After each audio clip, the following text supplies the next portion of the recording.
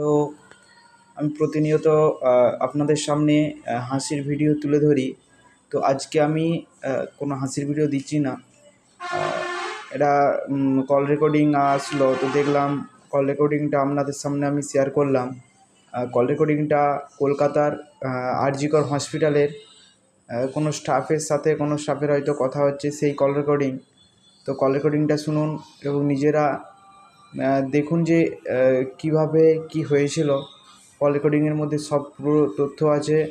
আরজি কর। হ্যাঁ, আর্যিকর থেকে ও, বেরোবো। হ্যাঁ। তো আর বলো এবার।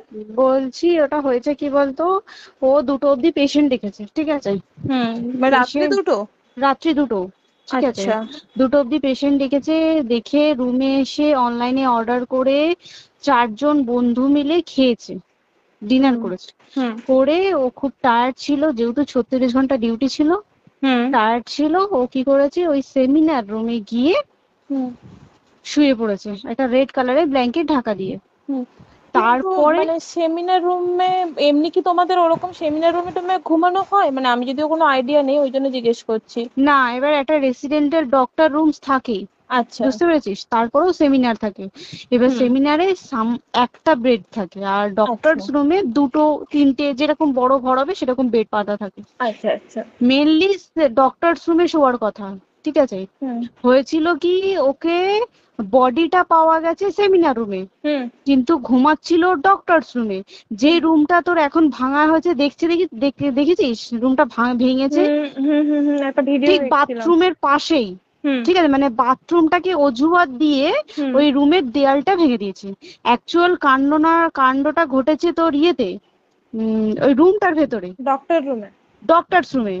ডক্টরস রুমেটা ঘটনাটা ঘটেছে, ওই বডিটাকে তো ডক্টর ধস্তাধস্তি। রুমে ওই দিন আর কেউ ছিল না, খালি মানে অনলি ওই দিদিটাই ঘুমাচ্ছিল? হ্যাঁ, এবার তোকে আমি বলি, অন কলে নিশ্চয়ই একজন থাকবে না, না। ওরা জুনিয়র সিনিয়র মিলিয়ে থাকে। এমনকি থার্ড ইয়ার একজন থাকবে, সেকেন্ড ইয়ার একজন থাকবে, হুম প্লাস ফার্স্ট ইয়ারের ইন্টার্নশিপরা যারা থাকে তারা ইন্টার্নরা থাকে। হুম আর চেস্ট এমন একটা ওয়ার্ড হচ্ছে, কোভিড এর পর থেকে প্রায় হামেশাই সবার শ্বাসকষ্ট হচ্ছে, মানে আসছে মানেই শ্বাসকষ্ট হচ্ছে। হুম আর চেস্ট ওয়ার্ড আর চেস্ট মেডিসিন দুটোই হুম পাশাপাশি ওয়ার্ড, হুম ঠিক আছে। হুম তো কেউ কি শুনতে পায়নি? কেউ শুনতে পায়নি। হ্যাঁ, ওটাই তো আমি ওই দিনকে ওটাই ভাবছিলাম এবার যে। দেখ, ধস্তাধস্তি করাতে একটা নিশ্চয়ই চিৎকার হয়, একটা ভাইলেন্ট হয়, হুম হুম বুঝতে পেরেছিস। হুম তারপরে আবার কি, যে 4জন ওর সাথে খেয়েছে তারা কোথায়, তারা কেন মিডিয়ার সামনে আসছে না? হুম তাই ঠিকই তো, তো। তারা কেন আসছে না? তোমার ওই দিন ডিউটি ছিল না রাতে? ওই দিনকে আমি নাইটে ডিউটি করছিলাম। আচ্ছা। আমি নাইটে ডিউটি করে এসেছি, আমার লাস্ট নাইট ছিল। তো আমার হুম তো 3 দিন নাইট থাকে, তিন হুম দিন নাইট থাকার পর লাস্ট নাইট ছিল। লাস্ট নাইটের পর বুধবার আমার লাস্ট নাইট, বুধবার রাতে ঘটনাটা ঘটেছে। হুম আমি বাড়িতে এসেছি, রীতিমতো বাড়িতে এসে শুয়ে পড়েছি। 3টের সময় আমার কাছে ফোন এসছে যে সবাইকে ডেকে পাঠিয়েছে, ইমিডিয়েট আয়। হুম তখন গিয়ে দেখি আরজি করে এই অবস্থা, পুরো গোটা হাসপাতালকে ডেকে পাঠিয়েছিল। গিয়ে দেখি পুলিশ ছয়লা, মানে।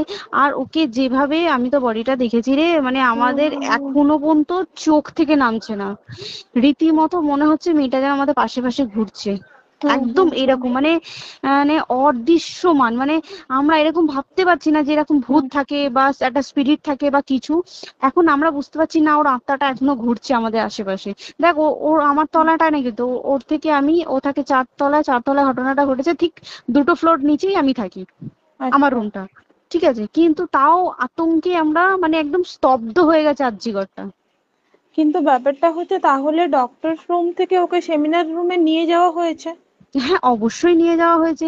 এবার দেখ, নিয়ে যাওয়া হয়েছে, ওকে যেভাবে মারা হয়েছে, এটা একার পক্ষে সম্ভব অসম্ভব, না দিস একদম। Is a impossible. পুরোপুরি গ্যাং রেপ, গ্যাং রেপ ছাড়া কোনো কিছু নয়। আর শুধুমাত্র রেপ নয়, রেপ হলো, করলো, ছেড়ে দিল, ঠিক আছে, ওকে রীতিমতো মার্ডার করেছে। মানে মানে হিসেব মতো যা বুঝছি, মানে তোমার কথাতে, হ্যাঁ, ওটা হচ্ছে ওর ওই বন্ধু বান্ধব মেবি ইয়েস, জড়িত। এক্স্যাক্টলি। হয় ওর বন্ধু বান্ধব কেউ, ঠিক আছে, মানে 4জনের মধ্যে কেউ, আইদার ওকে এমন কিছু করতে বলতে। দেখ, বড় বড় কোম্পানিতেও তো এরকম হয়, মানে হুম হয় তুমি আমার সাথে কম্প্রোমাইজ হুম করো, নয় হুম তুমি হুম চাকরি হুম ছেড়ে চলে হুম যাও, হুম হুম হয় তো। হুম হুম এখানেও সেরকম কিছু একটা হয়েছে। যাকে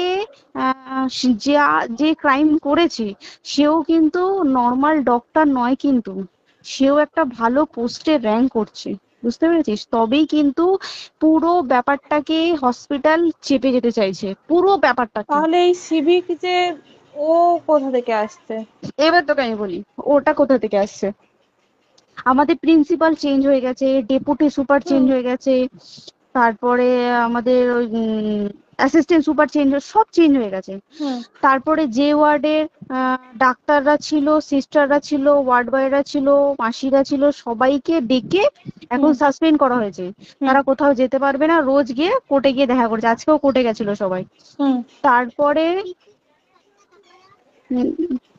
তারপরে তোমার তোর এগুলো হলো, তারপরে তোর কি বলে, আরে বল না, ওই সিবিআই এটা হয়েছে কি, মানে ও সেই সঞ্জয় রায় যে ধরা পড়েছে, অ্যাকচুয়াল কিন্তু ও নেই, ঠিক আছে? ওর এতটা ক্ষমতাই হয় না। ও অত রাত্রে কি করতে যাবে? ও অত রাত্রে ওখানে কি করতে যাবে? ও না পেশেন্ট, ও নাকি বলছে দালাল পেশেন্ট নিয়ে গেছে। তো পেশেন্ট নিয়ে যখন গেছে, দিদিটার রুমে যখন যাবে, নিশ্চয়ই দিদিটার রুমে কোনো কাগজপত্র দেখাতে যাবে। সেই অবস্থায় গিয়ে দেখে যে এরকম এরকম ঘটনা, তা ঝাঁপিয়ে পড়েছে ওর উপরে। এরকম কিছু কি, তাও কিছু নয়, শুধু গেছে, দেখছে ড্রিঙ্ক অবস্থায়, ওকে ক্যামেরায় দেখা গেছে ড্রিঙ্ক অবস্থায় গেছে আর এসছে, এইটুকুই দেখা গেছে। তারপরে হচ্ছে কি, তোর অনেক রকম, এখানে অনেক রকম ব্যাপার আছে। যে দিনকে ঘটনাটা ঘটে তার ঠিক দুদিন পরে ওই সেমিনার বাথরুমের অজুহাত দিয়ে ডক্টর যে রুমের দেওয়ালটা আছে, ওই দেওয়ালটা ভেঙে দিয়েছে। কেন? প্রথমে ওকে বললো সুসাইড করেছে, আমাদের যখন ফার্স্ট খবর আছে তখন সুসাইড করেছে। তারপরে যখন হসপিটালে যাই তখন গিয়ে শুনছি নাকি না, সুসাইড করেনি, এটা রেপ করেছে, রেপ করে মার্ডার করা হয়েছে। বুঝতে পারলি, এখানে বিশাল বড় একটা গেম চলছে। আর যে ওর উপর কি রাগ ছিল মানে? হ্যাঁ হ্যাঁ হ্যাঁ হ্যাঁ হ্যাঁ হ্যাঁ, একদম আমি তো কি বললাম, শোন, তুই যদি কারোর সাথে কম্প্রোমাইজ করি তাহলে তোর পোস্ট বাড়বে, তুই কারোর সাথে কম্প্রোমাইজ করবি না, তোকে মার্ডার করে দেবে। মানে ওরকম টাইপের কিছু বলছো? এরকমই টাইপের কিছু একটা ছিল। আইদার খুব রাফ, মানে খুব রাগ, খুব মানে খুব ওর উপরে খুব ফ্রাস্ট্রেশন ছিল, যারই ছিল খুব ফ্রাস্ট্রেশন ছিল। শুধু ওকে মারিনি রে, রীতিমতো মার্ডার করেছে। ওর যে ক্ল্যাচারটা ছিল, ওর আমি শুনেছি এটা, ওর ইউরিনের রাস্তায় ক্ল্যাচারটা ঢুকিয়ে দিয়েছে, তুই জানিস?